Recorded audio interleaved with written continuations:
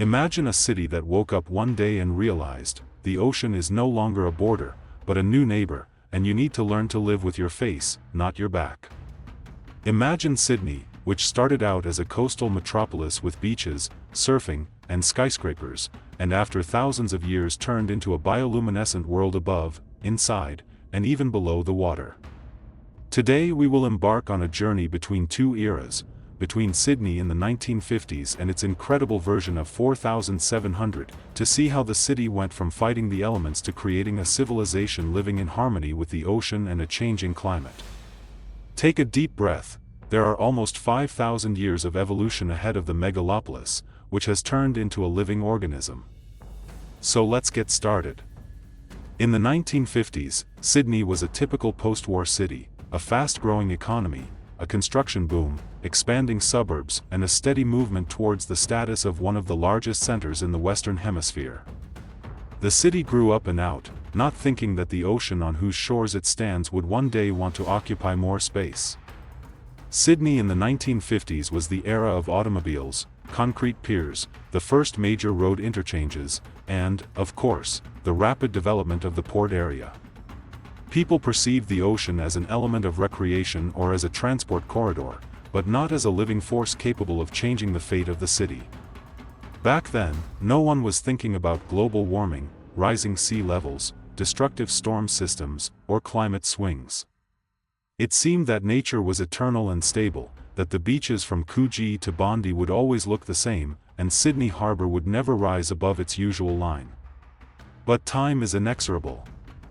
With each passing decade, the ocean got closer, storms intensified, and the climate became more unpredictable.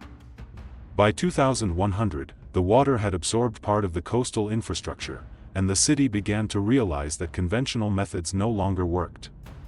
And this became the starting point for a new evolution. Centuries later, Sydney will learn to build not in spite of the ocean, but with it. And now imagine, the year 4700 is coming. Sydney is no longer just a city on the shore. It is a three-level civilization: surface, aquatic, and underwater. What used to be considered fiction will become a practical answer to the challenge that the ocean has thrown at humanity. The skyscrapers of the future are not just towers. These are living structures built from materials capable of absorbing carbon dioxide, purifying the air, and responding to changes in temperature and humidity. They grow, adapt, and repair themselves, just like corals.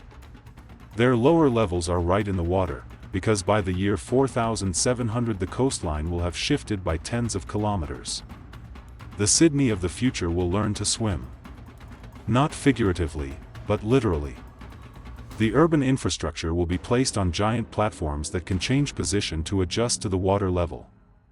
Roads will turn into routes for autonomous catamarans and air gliders. Transport will become vertical, spacious, and silent. It glides over water using wind, wave, and solar energy. Water will cease to be a threat, it will become the main resource of the city. Some areas will go underwater and turn into huge domed settlements where people will live and work.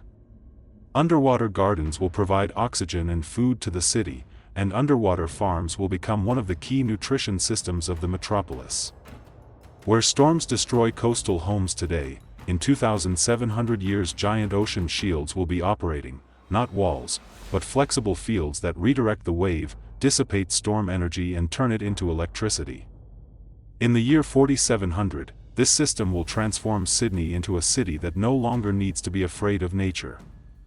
But the most impressive thing is the architecture of the harbour. Today it is known for its beauty, the bridge, the opera sails, and the view of the water.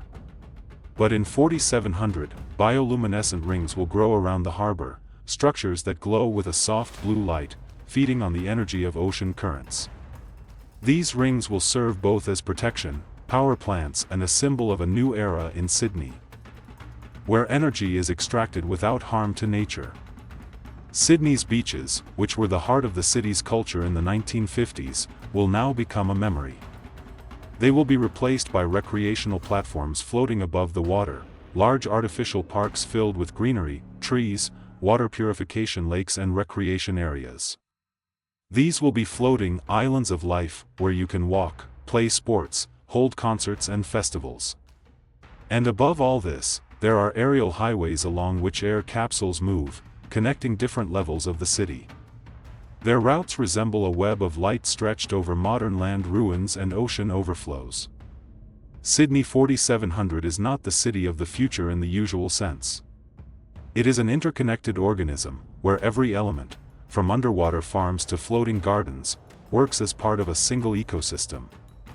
And if Sydney in the 1950s was a symbol of post-war growth and industrial confidence, then Sydney 4700 will become a symbol of adaptation, harmony, and a new way for humanity to survive next to the ocean, which is no longer an enemy, but also not a servant, but a partner. So, in 5,000 years, Sydney will cease to be a city that faces the ocean. It will become a city that lives with the ocean. A city that stopped fighting the elements and created a civilization in which man, technology and nature finally found a common language. And if once it all started with bondy beaches, concrete piers and salty winds, then in thousands of years this metropolis will become the clearest example of how you can not only survive, but also thrive in a world changing faster than ever.